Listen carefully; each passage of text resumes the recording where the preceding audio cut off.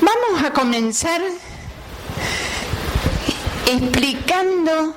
Ustedes ya tuvieron en la clase pasada todas las características de la fisiología de la sangre, los elementos figurados, el plasma, las proteínas plasmáticas, y toda esa caracterización indica lo valioso que es este fluido para mantener la homeostasis corporal.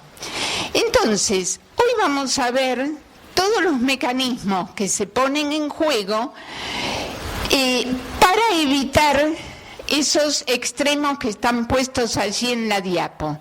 Tanto una hemorragia, que sería la pérdida de sangre, como una trombosis, que sería el cambio, ¿sí?, de estado de esa sangre en estado fluido que pasara a un estado gelificado espontáneamente, generando, por ejemplo, un ACV, ¿sí? Entonces, hay que evitar tanto uno como el otro extremo. De eso trata la hemostasia, de mantener la fluidez adecuada de la sangre para que ejerza sus funciones.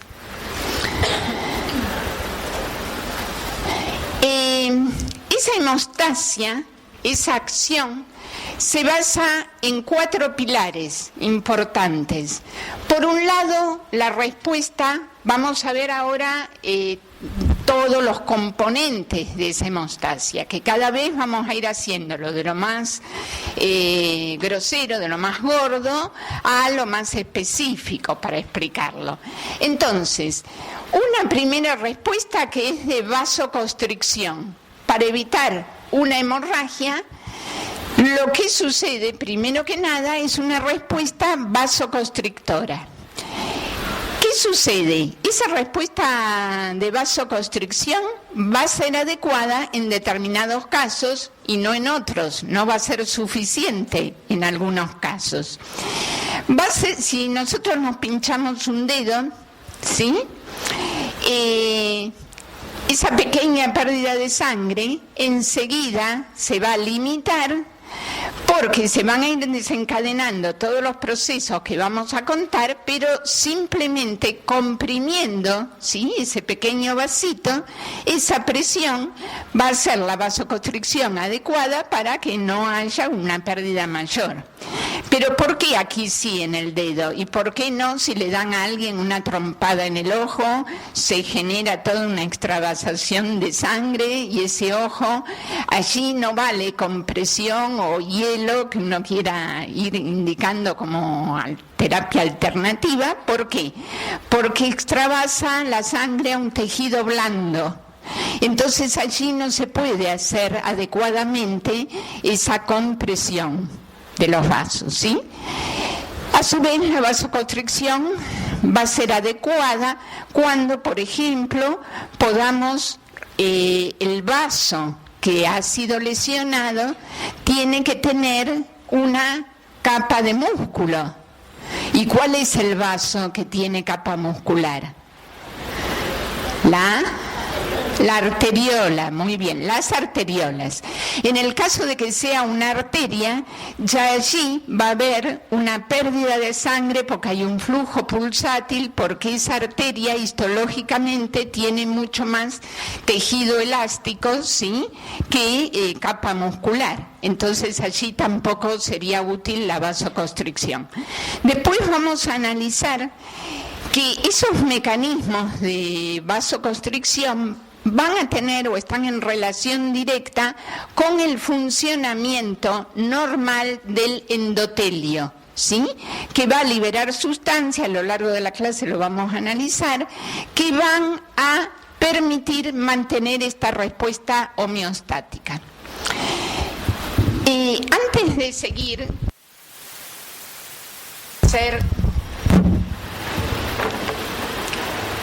como un esquema general, ¿sí?, en el pizarrón. Decimos, hay una lesión de la pared del vaso sanguíneo. Esa lesión, dijimos entonces, desencadena una serie de respuestas. La primera, dijimos,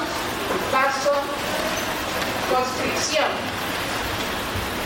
Si el vaso se lesiona en su pared, ese endotelio, ¿sí?, va a desintegrarse de alguna manera. Y ese endotelio, esa no continuidad de las células endoteliales, hace que se ponga en contacto con la sangre el subendotelio. Entonces decimos que hay una exposición al colágeno. Y también hay una exposición al factor tisular.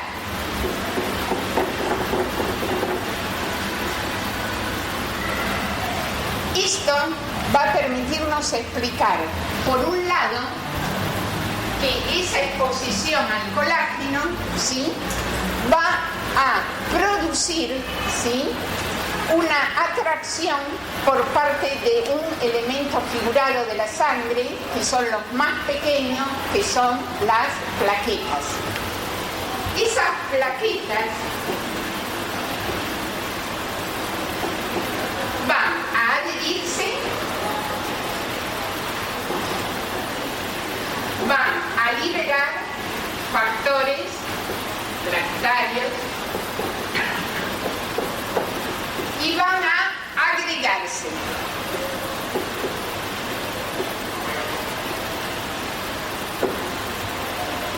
¿Qué hace esto? Que va a formarse, a partir de esto, un tapón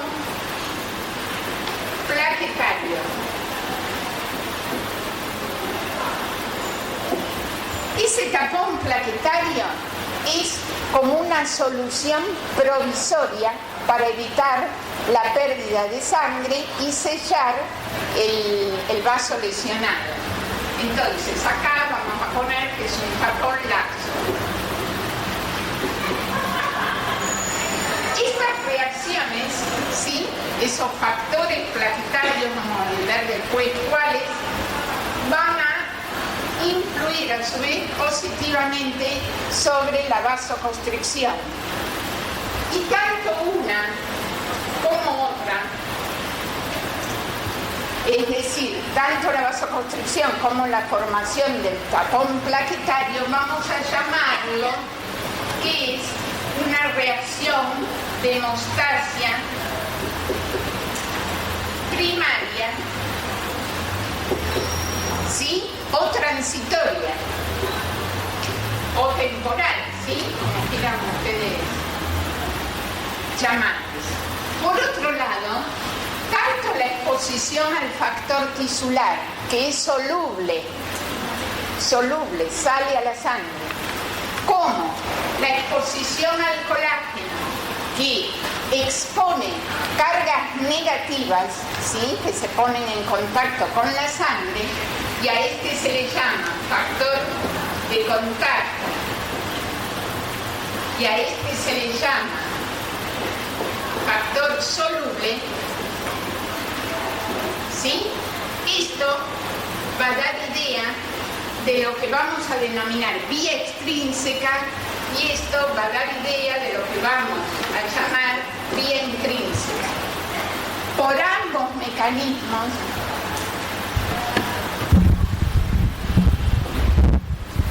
ambos mecanismos, ¿sí? ¿Me escuchan bien? Por ambos mecanismos, vía intrínseca y extrínseca, se va a desencadenar la coagulación, cascada de coagulación, que vamos a ver las características. A lo que va a llevar es a la formación de la última enzima, ¿sí?, de esta cascada, que se llama trombina.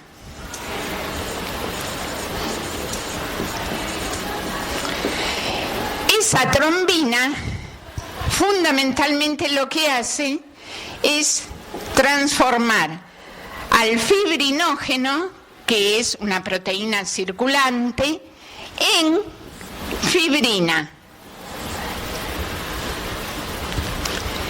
Voy a seguir allí.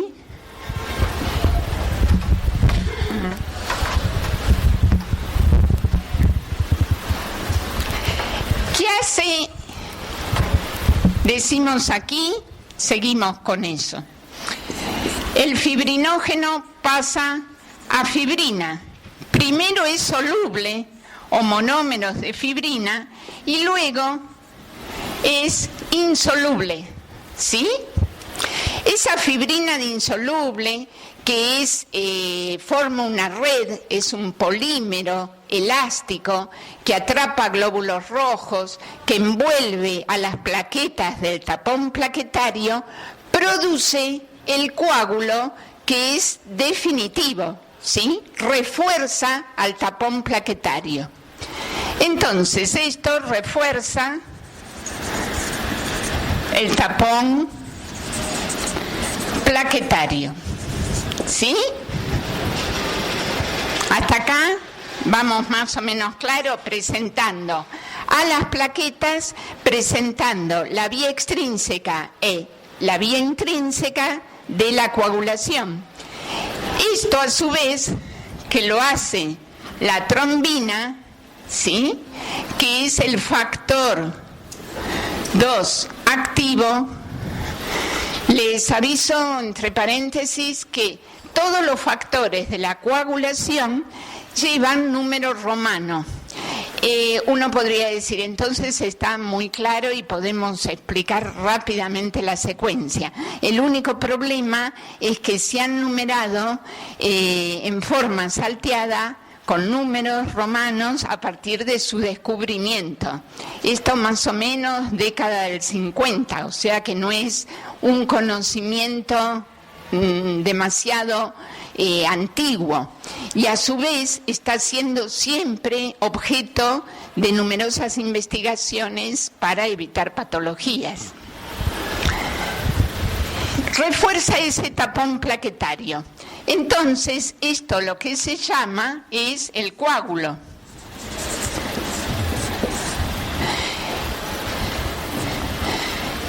¿Qué hace la trombina activa? Este pasaje lo cataliza el factor 13 activo, y a ese factor 13 activo lo activa a su vez la trombina. ¿Qué quiero mostrar con esto simplemente? Ahora después vamos a seguir con el power. ¿Qué quiero mostrarles? Que si ustedes ven, ¿qué hay? Hay circuitos que son de retroalimentación positiva, que van reforzando, ¿lo ven? Y acá estamos viendo y haciendo hincapié en las funciones de la trombina como procoagulante, ¿lo ven? Para complejizar el tema, la trombina, según a quien se una, también puede tener una acción anticoagulante local. Es decir, si yo les pregunto qué acción tiene la trombina y ustedes me miran y me dicen es un anticoagulante, es un bochazo, ¿sí? Lo que sucede es que si ustedes explican que tiene una acción fundamentalmente procoagulante y se explican todos estos efectos y la potenciación que hace activando distintos factores, es una cosa, y lo importante es también tener noción que según a qué otra estructura, ¿sí? Vamos a ver cuando se una la trombomodulina, activa mecanismos locales anticoagulantes. Eso es lo que hace complejo al tema, ¿sí? Ese coágulo, si queda en un vaso lesionado, ese acúmulo de plaquetas, ¿sí? Con la mancha de fibrina que las recubre, con eritrocitos atrapados en ello, no es un mecanismo normal. Entonces se va a desencadenar no es que sean secuenciales, por allí los pasos son todos simultáneos. Es simultánea la activación de las plaquetas, la vasoconstricción y el comienzo de la cascada de la coagulación por esas dos vías que indicamos. A su vez, el hecho de que tengamos un coágulo y que todavía no es normal, ese coágulo va a sufrir una retracción y por el ataque de la plasmina que lo digiere, sí se va a desintegrar, ¿sí? Entonces, después vamos a ver cómo se genera esta plasmina. Esa disolución del coágulo, ¿no? Más que otra cosa que sucede, a su vez, este tapón plaquetario va a reforzar la acción de división celular, porque hay factores de crecimiento que liberan las plaquetas, crecimiento celular, y eso va a llevar las dos cosas, ¿sí?, a tener nuevamente la pared del vaso íntegra, ¿sí? Es decir, está contado aproximadamente todo el circuito que está ocurriendo para favorecer, ¿sí?, el mantenimiento de la hemostasia. ¿Tienen alguna duda hasta acá? Bueno, entonces ahora sí vamos a ir viendo el papel que cumple cada uno. Lo primero que dijimos es que actúan las plaquetas. Las plaquetas, ahora se fue. Las plaquetas sufren, dijimos, una adhesión cuando el vaso no está íntegro, cuando se expone el colágeno, ¿sí? Expone sus cargas negativas, mucopolisacáridos, tiene lipoproteínas, y el colágeno en sí produce la adhesión plaquetaria. Eso a su vez hace que ustedes vean que allí pusimos, así como pusimos adherirse, se liberan factores plaquetarios, porque las plaquetas, ¿qué son? Son pedacitos, trocitos de los megacariocitos. Los megacariocitos, si hacemos memoria, ¿sí?, son células poliploides, han sufrido numerosas mitosis sin dividir citoplasma ni núcleo y tienen unos núcleos multilobulares. Allí lo tenemos, ¿sí? ¿El primero o el segundo? ¿Sí? No, de nada. Entonces, tenemos los megacariocitos y liberan pequeños segmentos anucleados, ¿sí?, que tienen mitocondrias, tienen retículo endoplásmico, tienen lisosomas, tienen gránulos, allí están indicados gránulos alfa y gránulos densos, ¿sí?, además de los lisosomas comunes, y tienen un sistema microtubular que permite la respuesta de estas plaquetas, ¿sí? El citoesqueleto de estas plaquetas va a tener una respuesta indicada cuando se produce la activación. Cambia de forma gracias a la activación también de ese citoesqueleto. Entonces, acá decíamos, en esta anterior dijimos, la adhesión lleva a que haya primero una agregación de las plaquetas inicial. Supongamos que la lesión sea muy pequeña. Hasta allí llegamos con la respuesta compensadora y sella el vaso y directamente no prosigue con todas las respuestas compensadoras. Ahora bien, si no es ese el caso y debe seguir una respuesta para evitar que se siga perdiendo sangre, lo que ocurre es que se va a producir la agregación irreversible. Para producirse esa agregación irreversible, las plaquetas primero se activan. ¿Qué significa que las plaquetas se activen?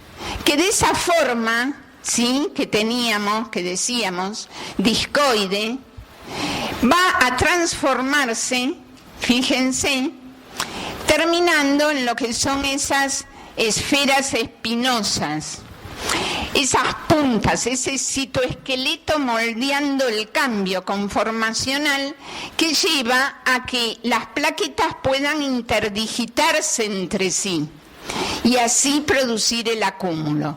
Cuando esto se produce, hablamos ya de una agregación irreversible. Y se produjo porque se liberaron factores que están incluidos en esos gránulos que comentamos. Acá vemos todo el proceso. Con esto les quise traer para que vean de forma integrada qué es lo que se produce. Al unirse al colágeno se activan las plaquetas. Allí liberan factores plaquetarios, ¿sí? Esos factores plaquetarios liberados, también tromboxano A2, ¿sí?, adrenalina, 5-hidroxitriptamina o serotonina, ADP y ATP, calcio, vamos a verlo en las próximas. Todo eso hace que todas esas sustancias atraigan, tienen una función quimiotáctica, atrayente de nuevas plaquetas. Llegan las nuevas plaquetas y forman la agregación plaquetaria.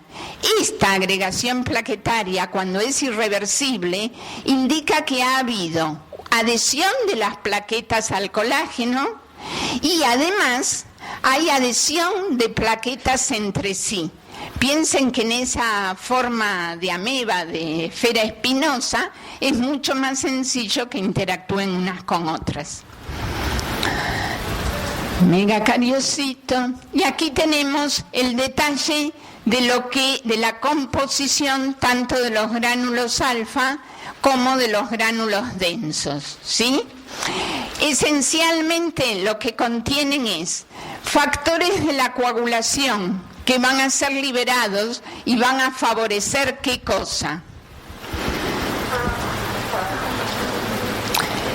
El inicio, la formación de esto, ¿sí? La exposición del colágeno a través de la unión de esas plaquetas va a llevar a favorecer la producción de la cascada de coagulación. Allí tenemos el factor 5, después el PAI1, tenemos el quininógeno de alto peso molecular, que está indicado por sus siglas en inglés HMWK, quininógeno de alto peso molecular.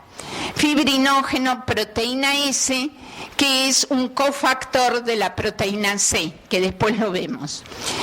Tenemos moduladores de la proliferación celular.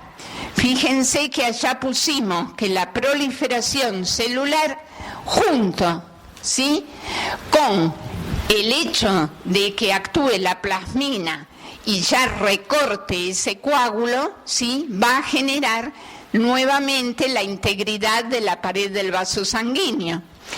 Y tenemos también proteínas de adhesión.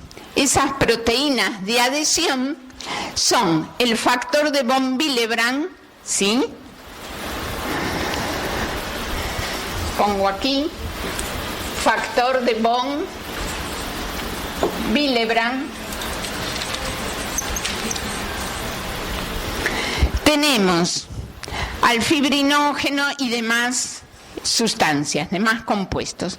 Y los gránulos densos, que cuando se produce esa reacción de liberación que dijimos de factores plaquetarios, libera ADP y ATP, ¿sí?, proveniente de las mitocondrias de estas plaquetas, libera serotonina, y que junto con el tromboxano 2 son muy potentes vasoconstrictores y a su vez son proagregantes plaquetarios. Es decir, estamos viendo cómo el proceso se está retroalimentando positivamente. Y calcio, que es necesario para activar, dijimos, esa respuesta contráctil de las proteínas contráctiles, valga la redundancia, de ese citoesqueleto plaquetario. Vamos a ver en la siguiente que también hay componentes del subendotelio que favorecen la adhesión. Nuevamente tenemos al factor allí de von Willebrand, además de otros, y a su vez repasar ustedes lo que ya conocen, que son los componentes, ¿sí?, glicoproteicos, glicoproteínas de membrana plaquetaria, y que actúan como ganchos junto con el factor de von Willebrand para formar esos acúmulos, esa agregación, ¿sí?, irreversible. Si tienen alguna duda, hasta acá, preguntas, bueno. Y aquí tenemos un esquemita muy lindo de cómo las glicoproteínas actúan, como dijimos, como puente, por un lado para producir la respuesta de adhesión, ese factor de von Willebrand. Vamos a ver que hay muchas patologías dentro de ella que producen hemorragias. Una de ellas es la que atañe a la integridad del factor de von Willebrand, ¿sí? Da la enfermedad de von Willebrand, que es una coagulopatía bastante diseminada y que en un principio se lo confundió con la hemofilia. La hemofilia clásica o hemofilia A es el déficit del factor 8, ¿sí? Ese factor 8 no puede ejercer muchas veces sus acciones si no hay un tenor, un título de factor de von Willebrand adecuado, porque el factor de von Willebrand se une al factor 8, forma un complejo y estabiliza y prolonga la vida media del mismo. O sea que de allí era por lo que se producía la confusión. Allí con el factor de von Willebrand se adhieren al colágeno. Y aquí tenemos otra glicoproteína uniéndose con esas varillas que están significando las moléculas de fibrinógeno, que también son liberadas por las plaquetas, y generan esa respuesta de adhesión. ¿Sí?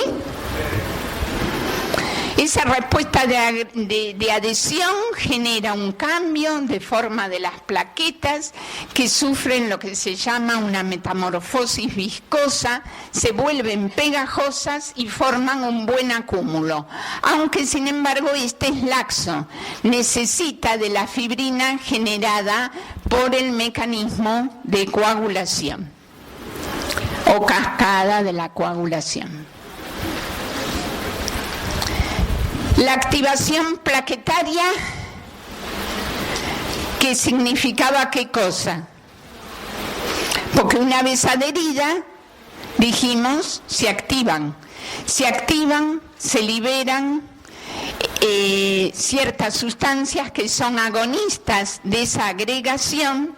Allí los tenemos: trombina, ADP, adrenalina, serotonina, tromboxano A2, ¿sí?, el factor activador de las plaquetas, el colágeno y GR3, que el GR3 no tiene tanto que ver, no es un factor mecánico que se produce cuando el flujo sanguíneo de laminar, que es lo normal, pasa a turbulento. Si ustedes abren una canilla, y gradúan el flujo de la misma, van a tener la columna continua de salida de agua, ¿sí?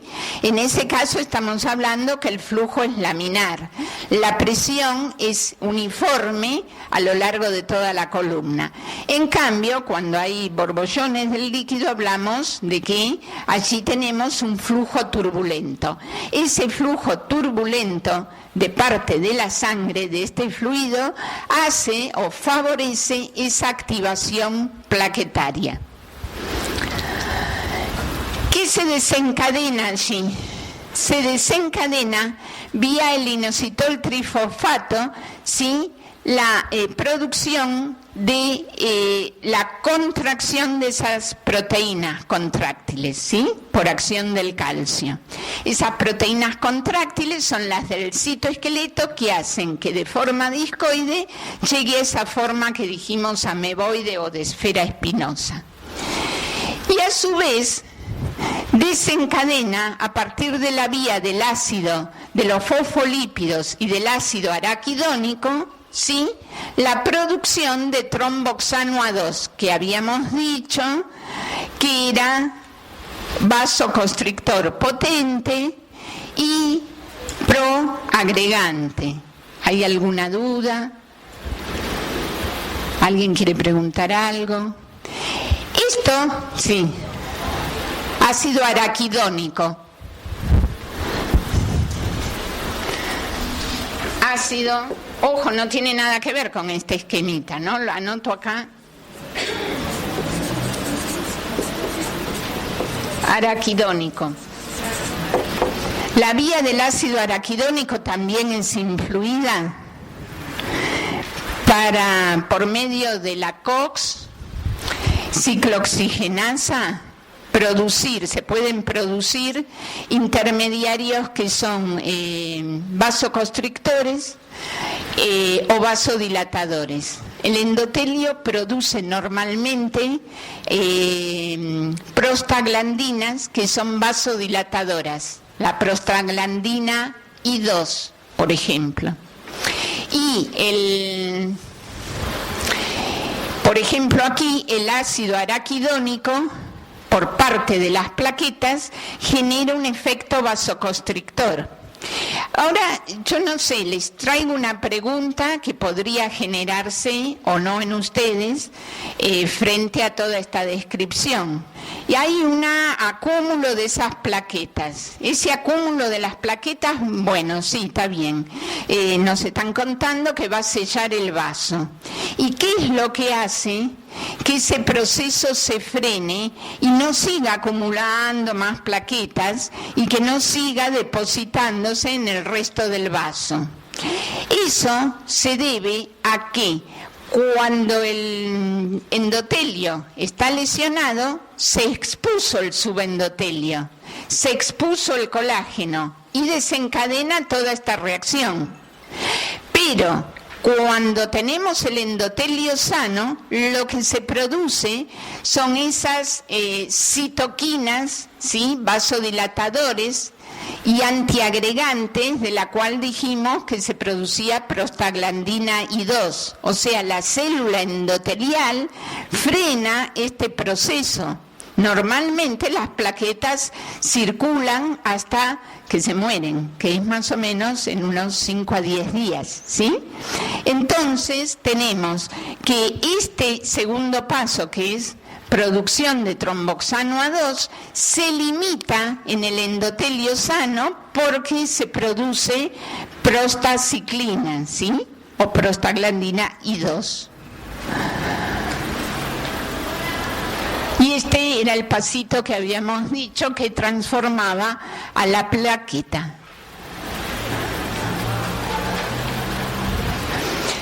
Coagulación. Dijimos que la exposición del colágeno, ¿sí?, esa exposición del colágeno iba, por un lado, a todo esto que explicamos, que es la activación y agregación plaquetaria. Y por el otro lado, a activar a factores de la coagulación. Y decimos que es una cascada. Una cascada, ¿qué significa? que determinadas enzimas que circulan en la sangre como proenzimas se van activando. Y ese factor, ¿no es cierto?, en este caso de la coagulación, activado, ¿sí?, produce su acción enzimática sobre otro nuevo factor que es proenzima, que a su vez se va a activar y así sucesivamente hasta llegar a una última enzima que expresa esa función, ¿sí?, proteolítica y produce la transformación de determinado sustrato en el producto. El producto final que nosotros necesitábamos es la fibrina, y la fibrina insoluble, digamos, para hacer un buen coágulo. Entonces, tenemos que esa coagulación va por dos vías, intrínseca o extrínseca. Lo que es importante saber es que no hay una que predomine sobre la otra, que son importantes las dos, que el déficit de factores de cada una de ellas puede llevar a una hemorragia, ¿sí?, porque no está predominando una u otra. Y que no es, aunque yo les diga que es una cascada y todos lo digamos en forma tradicional, no es una verdadera cascada, sino que además de ser cascada, es una acción en red. ¿Por qué? Porque se retroalimentan a distintos niveles una y otra vía. Entonces, esa interconexión haría más apropiado de decir que hay fenómenos de iniciación, de mantenimiento y de propagación de todo este proceso de coagulación a través de una red bien intercomunicada. Vía intrínseca y extrínseca se producen la activación de lo que se llama la vía final común. ¿Se acuerdan cómo hablábamos de la motoneurona alfa como vía motora final común? ¿Sí? Bueno, a su vez en este caso también estamos hablando de un mecanismo común a ambas vías que finaliza a partir de la activación del factor 10. Otra cosa es que los números romanos, además de llevar ese nombre, llevan el del descubridor. Por ejemplo, el 10 es el factor de Stuart. No es importante, pero en alguna bibliografía pueden ver que cada uno de los factores tienen el nombre del investigador que descubrió su acción. El 10 activo va a generar, ¿sí?, lo que se llama, junto con el factor 5, con calcio, y todo eso ubicado en una matriz fosfolipídica, lo que se llama el complejo protrombinasa. Es decir, va a transformar al factor 2 inactivo o protrombina en factor 2 activo o llamado trombina. Una vez que se genera la trombina, a partir de allí es muy importante todas las acciones coagulantes, procoagulantes que tiene. Al finalizar la clase vemos simplemente que también va a haber pasos que influyen en unas acciones anticoagulantes a nivel local. El fibrinógeno pasa a fibrina. Ahora vamos a ver unas animaciones muy lindas para explicar, por un lado, primero la vía extrínseca. ¿Por qué decimos extrínseca? ¿Y por qué decimos factor tisular o factor soluble? Esta vía que desencadena el mecanismo de coagulación, ¿sí?, se realiza generalmente necesita una matriz de fosfolípidos. ¿Quién aporta esa matriz de fosfolípidos? Las plaquetas, ¿sí? Esas plaquetas ya que ha producido la activación aporta también esa matriz de fosfolípidos. Allí el factor tisular lo que va a hacer es transformar el factor 7 en factor 7 activo, ¿sí? Eso en presencia de calcio.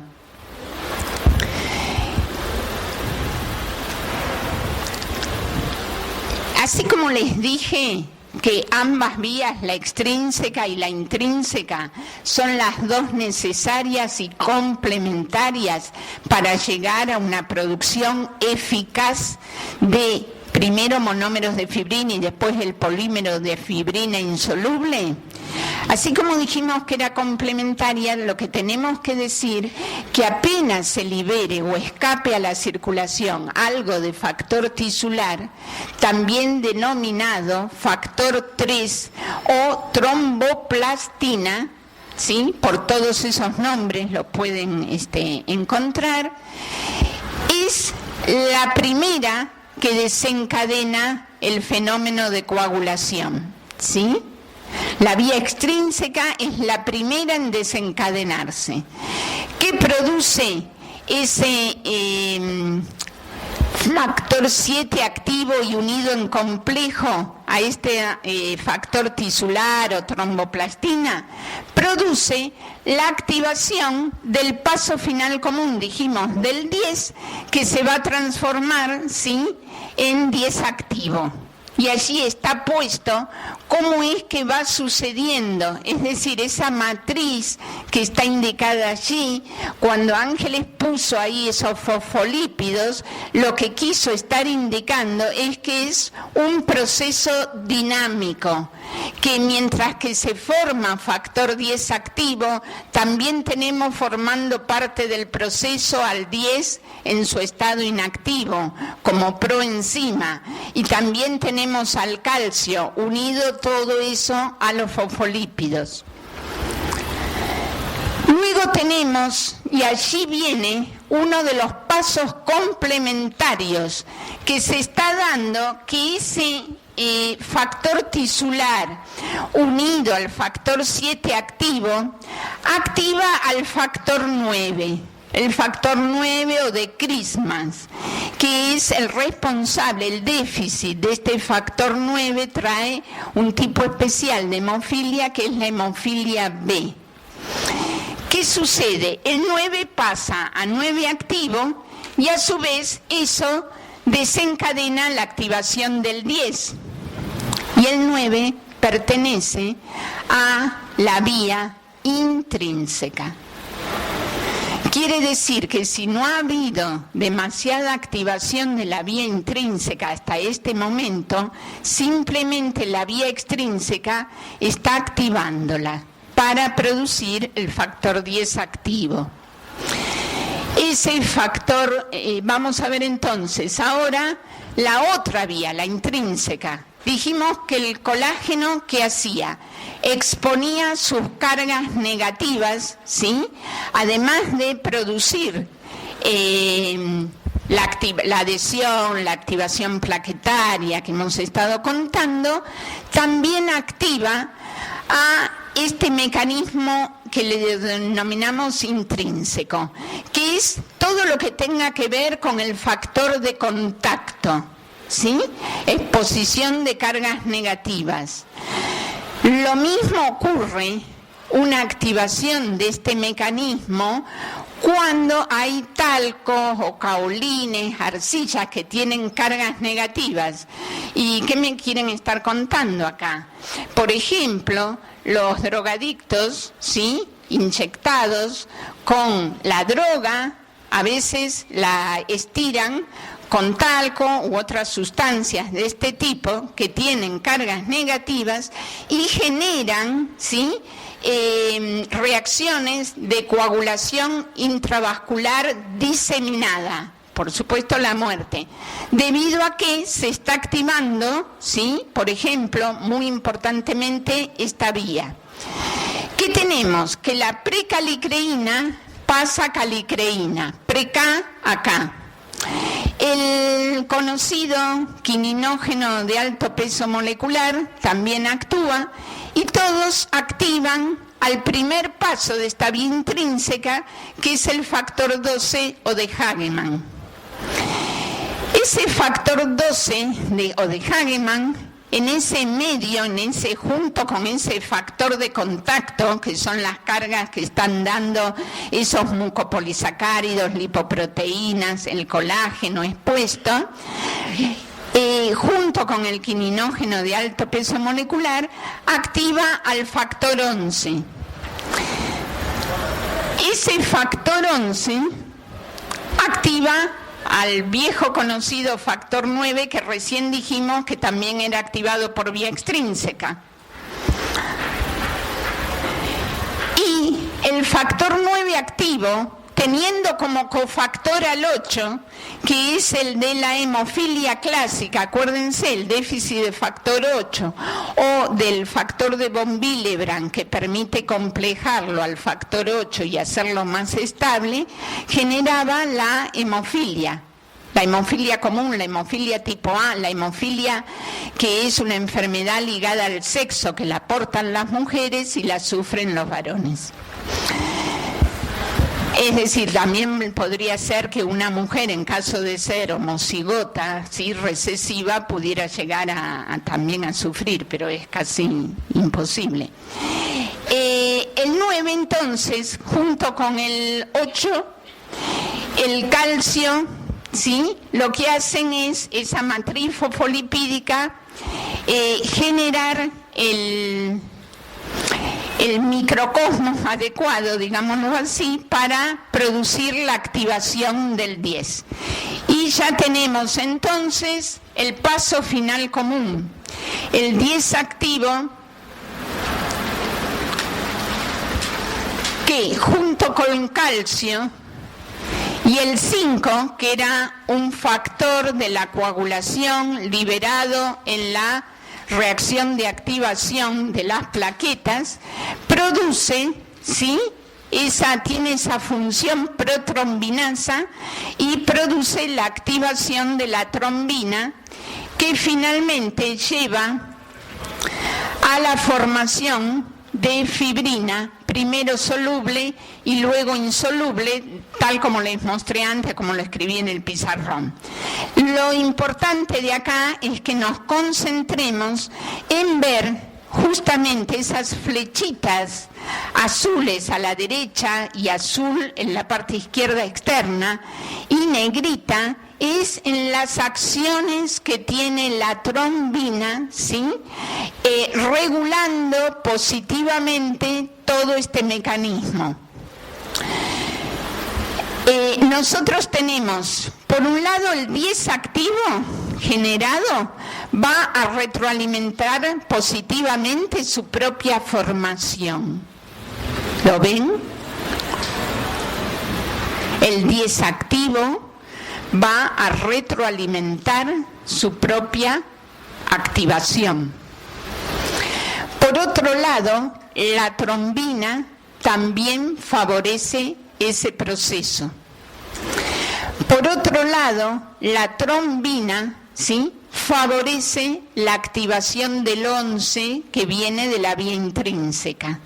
Eso quiere decir que si el 12 está en bajas cantidades por algún defecto, alguna mutación que hay, no pasa nada.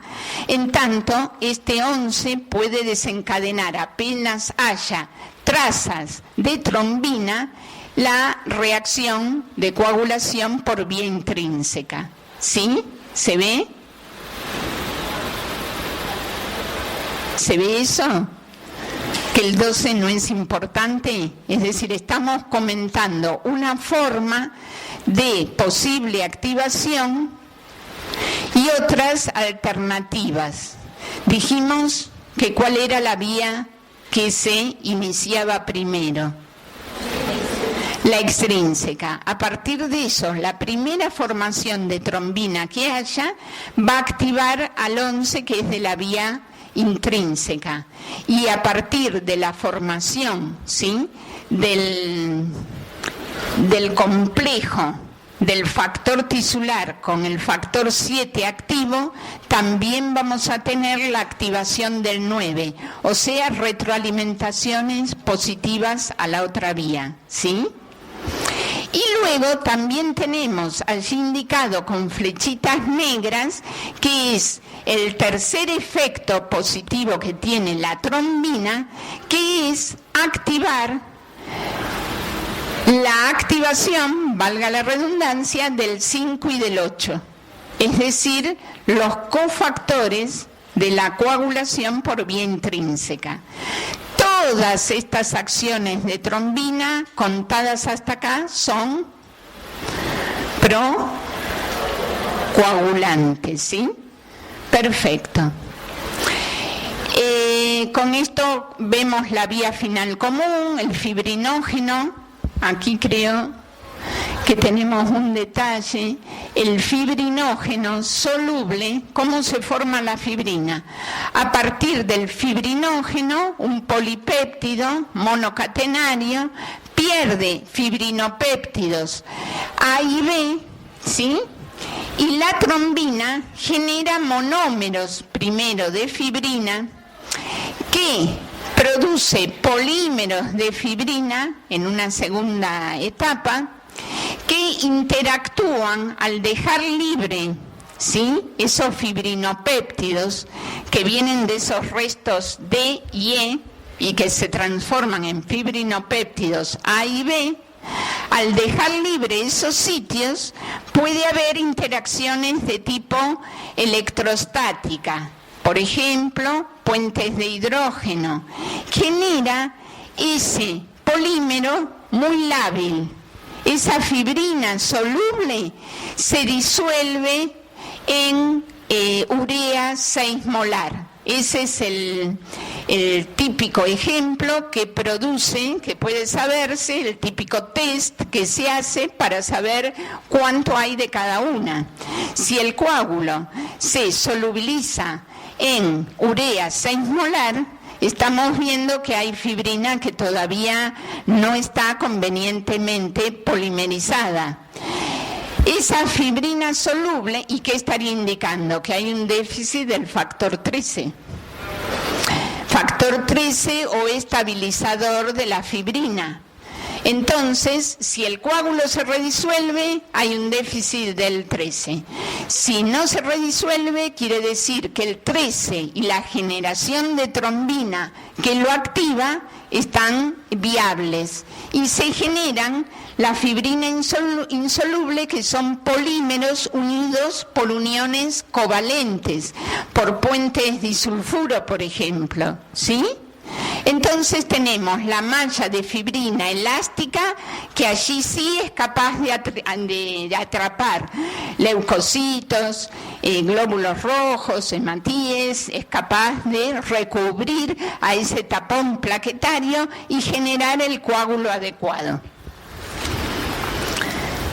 Yo aquí simplemente les traigo esto como una visión integrada. Si alguien tiene interés, si alguien va a trabajar o ya trabaja, como a lo mejor como técnico de laboratorio en la parte de hemostasia, un review, ¿sí?, que está aquí indicado,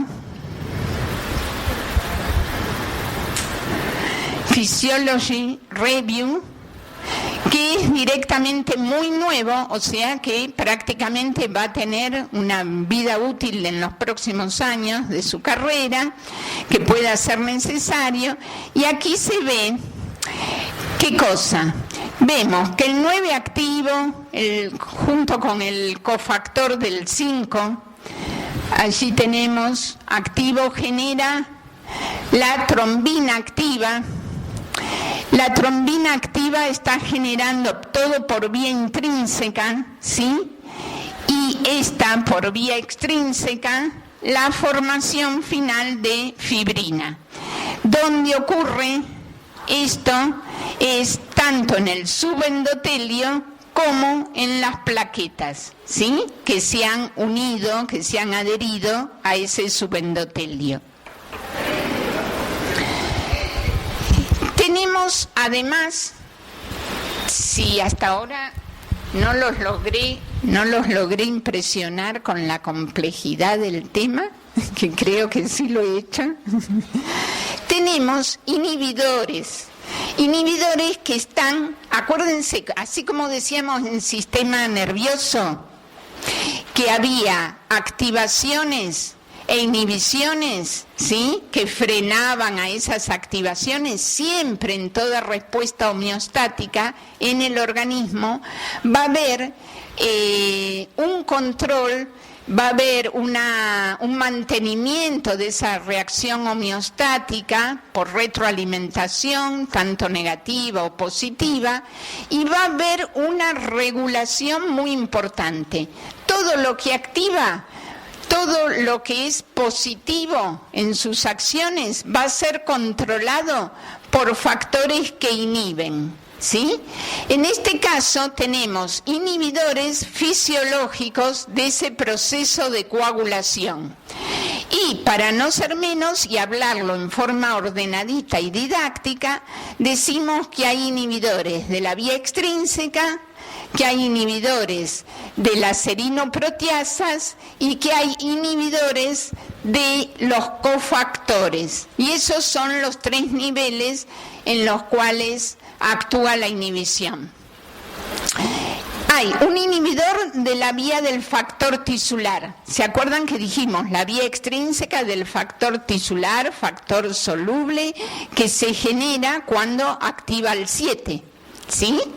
Entonces, a ese inhibidor se llama, por sus siglas en inglés, TFPI o LASI. TFPI quiere decir Tisular Factor Pathway Inhibition, ¿sí? Y LASI significa lipoproteína asociada al inhibidor de la coagulación, ¿sí? ¿Qué significa eso? Es un inhibidor que va justamente a actuar en la vía extrínseca, limitando el desencadenamiento fútil, digamos, de la misma. Cuando no es necesario que haya coagulación y se produce liberación del factor tisular en condiciones fisiológicas, también en condiciones fisiológicas tenemos a este inhibidor que frena esa acción. Después tenemos a la antitrombina 3, perdón, que se une a la trombina, la secuestra y inhibe que se expresen sus funciones procoagulantes. Tenemos también al cofactor 2 de la heparina, que es otro anticoagulante, y tenemos un sistema de inhibición, ¿sí?, de los cofactores 5 y 8, que eso es accionado por la proteína C y por su cofactor, que es la proteína S, que también son serinaproteasas, ¿sí?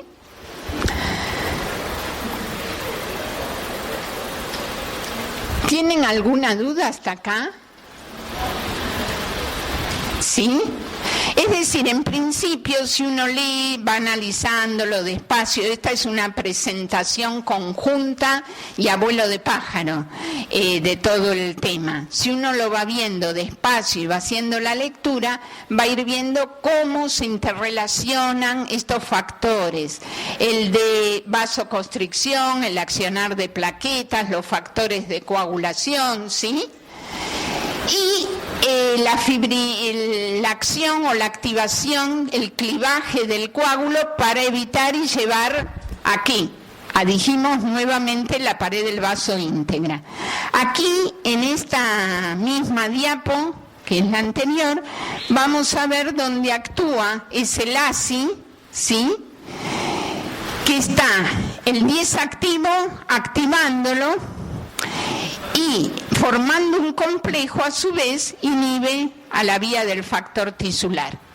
Tenemos a la antitrombina 3, que se une a la trombina y al cofactor de la heparina, y tenemos a lo que es el accionar de la proteína C y S. ¿Se acuerdan que yo les dije que era interesante que se supiera que además de que la trombina es la enzima catalítica procoagulante por excelencia? Una vez que se formó trombina, va a haber fibrina sí o sí. ¿no? Y va a haber fibrina insoluble porque activa el 13, ¿sí? Activa el 11, dijimos, ¿sí? Todas esas acciones que tiene, activaba el 8, dijimos, como cofactor, y activaba el 5, la trombina. ¿Sí o no? Lo dije. Activa el 8 y activa el 5, que como cofactores y en pequeñas trazas va a hacer que la vía intrínseca progrese. Hasta ahí, ¿qué es la trombina? Coagulante. Muy bien. Vamos a ver que en el endotelio expuesto, las fibras producen una sustancia que se expresa, que es la trombomodulina. Esa trombomodulina une trombina. Y cuando la trombina se une a la trombomodulina, lo que hace es activar a esas proteínas C y S. Y las proteínas C y S ejercen su acción como anticoagulantes, ¿sí? Inhibiendo al factor 8 y al factor 5. ¿Lo ven? Esa es una acción anticoagulante a nivel local. Para terminar la clase vamos a hacer un brevísimo pantallazo, porque ustedes lo van a ver y se van a enfocar con detalle en el práctico, la acción de los anticoagulantes. Primero, antes que nada, ver la fibrinólisis. Tenemos que hay así como había fibrinógeno, que era una proteína plasmática soluble que se transforma en fibrina, y eso da la formación de fibrina, acá tenemos el proceso contrario, la degradación de esa fibrina, ¿sí? La retracción del coágulo para llevar a la pared íntegra del vaso nuevamente. Todos esos tenemos también nuevamente un activador de vía extrínseca y activadores de vía intrínseca. El de vía extrínseca es el activador del plasminógeno, ¿sí? Tisular, TPA. El TPA, activador del plasminógeno tisular. Tenemos, ¿sí?, el activador de plasminógeno, que es la uroquinasa. Y tenemos la vía intrínseca y tenemos otras vías inespecíficas y exógenas que activan al plasminógeno para transformarlo en plasmina. Cuando se está formando el coágulo, hay moléculas de plasminógeno que dentro de ese coágulo se están transformando en plasmina. Quiere decir que el propio coágulo está llevando dentro la semilla de su propia autodestrucción. ¿Se ve? Para hacerlo o explicarlo en forma dinámica, cómo los procesos se están interrelacionados unos con otros. Y tenemos inhibidores de esos activadores de plasminógeno, el PAI-1, y inhibidores de la plasmina, ¿sí?, que son globulinas circulantes, ¿sí?, proteínas plasmáticas circulantes. Luego, esto de anticoagulantes, recordar, tienen que saber bien cuáles actúan. A nivel in vitro, si yo pongo sangre, extraigo sangre y la coloco en un tubo sin anticoagulante, esa sangre per se, dejada un tiempo allí, en el tubo va a coagular. ¿Por qué? Porque tiene todos los factores necesarios para producirla, esa reacción de coagulación. Si ustedes quieren obtener plasma, recogen esa sangre sobre anticoagulante. Citrato, allí tienen todos. Entonces, eso secuestran el calcio y vamos a mantener a la sangre en estado fluido. La heparina también, la heparina es un caso especial que puede ser anticoagulante in vivo e in vitro, ¿sí?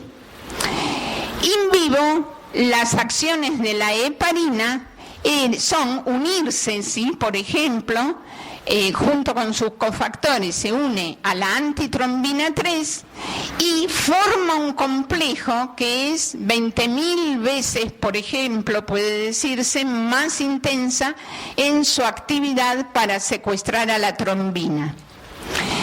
Y luego tenemos a las drogas que actúan como antivitamina K, se llama, y que en general, por ejemplo, en los venenos para las ratas, hay dicumarol, warfarina, ¿sí?, que son compuestos que le van a producir hemorragia a repetición.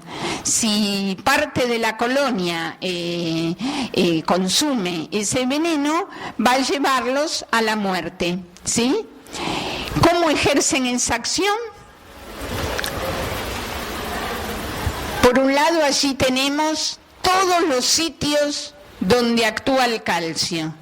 O sea, fíjense cómo actúan los quelantes de calcio. Por eso es que mantienen a la sangre en su estado soluble, ¿sí? Esto podría ser dado in vivo. Citrato, fluoruro. No.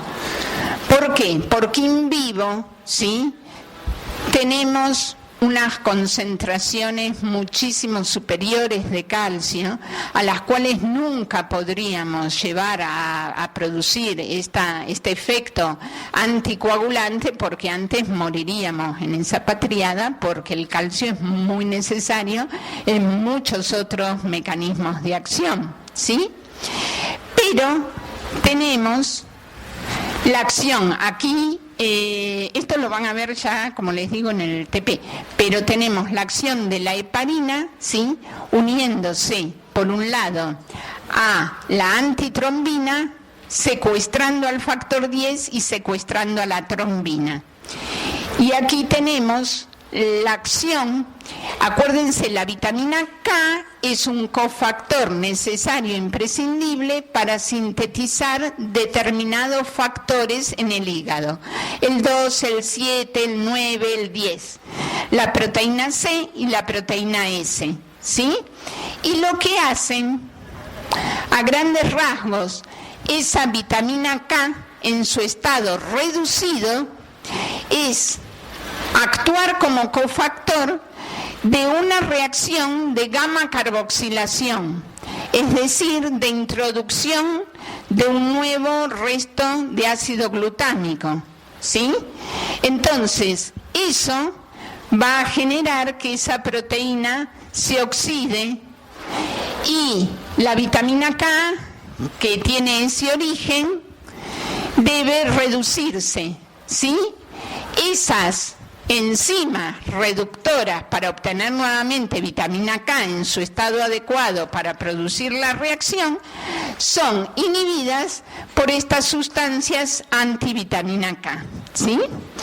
Eso es más o menos toda la clase, así contado todo el sistema muy brevemente.